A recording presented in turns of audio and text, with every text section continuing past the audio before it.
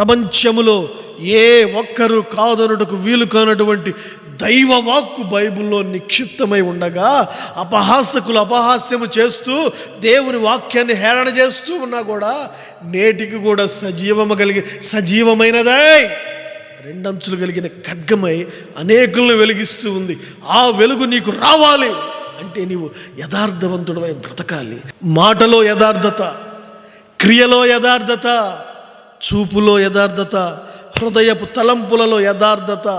ఎవరూ లేనప్పుడు నీ అంతరంగములో కలిగే ఆలోచనలో యథార్థత కలిగి జీవించాలి. ఇటువంటి యథార్థకరమైన జీవితం నీకు గనక ఉంటే నిశ్చయంగా చెబుతున్నాను, నా దేవుడు నీ చీకటిని తొలగించి వెలుగు పుట్టిస్తాడు అనేది వాస్తవం, నగ్న సత్యం.